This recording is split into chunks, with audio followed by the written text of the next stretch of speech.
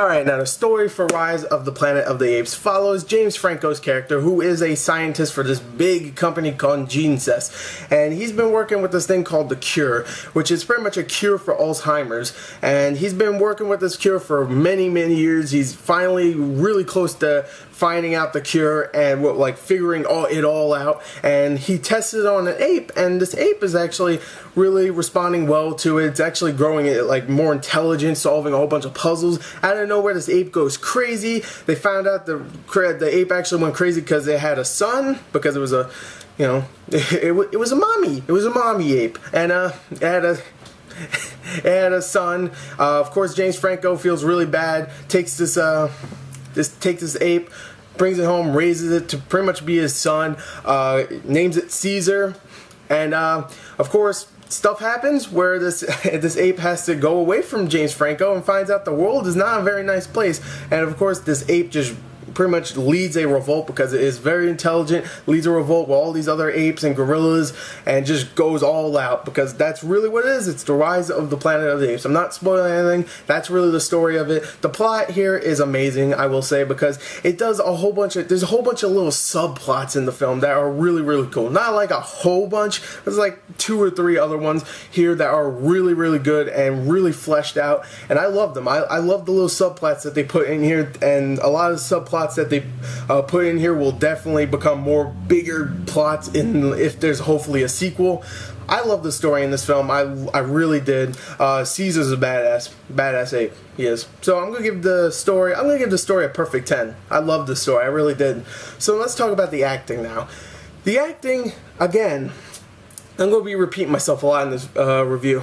Caesar is a badass in this film, and he is pretty much the star in this. And if you don't know who Caesar is played by, because Caesar's a monkey, but of course, I'm sorry, he's an ape, but of course, we have computer graphics and stuff. We don't need to train an ape anymore or get a guy in a suit. We can computerize a ape right on the spot, and that's what they did. They got a guy who is fantastic at motion cap, Andy Serkis, who is an amazing motion actor, and he's actually a really good voice actor too.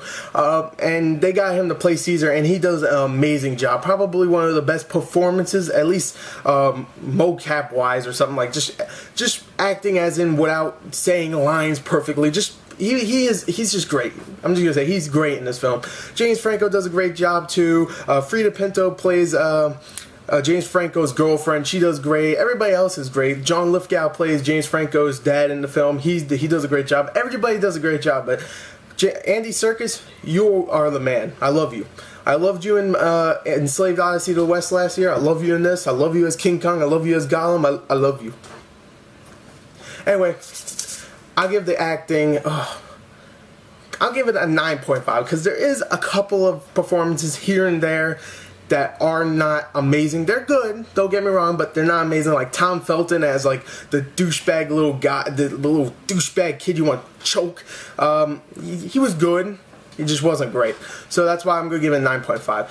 So let's talk about the special effects and the action of the film, because the special effects in this film are amazing. They really are. They're some of the best out there, because I was really taken by these special effects for the apes, because that's really all you get. Every other special effect in the film are like maybe little explosions here or there, or a helicopter falling or something. Most of the special effects are with the apes, and they are amazing. They really are. They do look pretty fake sometimes when you get close up, but because you had the mocap actors doing all the ape movements and stuff, and they all look realistic, you forget that they kind of look fake, because they move like they're real. I love the special effects though. I mean, they only looked or blah sometimes. There was one shot which I actually laughed at, because I thought the special effect was really bad, where all these apes are just looking down on this hill, and then there's this car driving by, and it looks so fake. This car, a car just turning on this split, or what, this U-turn or something, whatever the hell. I'm getting confused, but it looks so fake. It really did. But besides that, the special effects are still great. The action also, it's more of the action it takes place in the last 30 minutes of the film, and when the action is here, it's amazing. It really is. It's very because the chemistry is so good between all the characters. Of course, James Franco and Caesar love each other, and the action is actually much better because of that, because you don't want anything to happen to these characters, because this is a reboot. I mean, this is a origin, and you're like, oh, well, some of these characters can't die because you see them in other films, but some of them can die, and also, this is a reboot, so anything can happen, and you're like, oh, man, I don't want anything to happen, oh, and it's great. The action is definitely great. The special effects are great. I love both of them. I'm just gonna give it a 10. Even if there's a couple problems with special effects, I thought the drama was there, and it was so good that it actually made the action and special effects much better. And of course, the mocap was great. I'm just confusing myself now. Let's go on to the entertainment. I'm going to say right here, I didn't want to give a 10 out of 10 this year, really, but I mean a third, I'm sorry, not 4. Because I gave Source Code a 10, and I gave Harry Potter and the Deathly Hallows Part 2, which also had Tom Felton in it, a 10. And I didn't want to. I really didn't. And of course, I gave a 10, a 9.5, and a 10. So I can't give it a perfect 10, right? Screw it. You know what? I was thinking in the car on my way home, I was like, wow.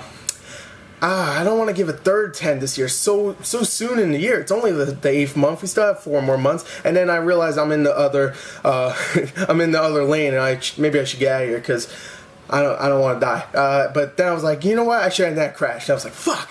Oh, well, at least that was a good movie. So I'm gonna give it a 10. Fuck it. I just went off on a different thing. I'm gonna give it a 10. It's a great, or 40 out of 40 like I do it. Just think of it as a 10, a perfect score.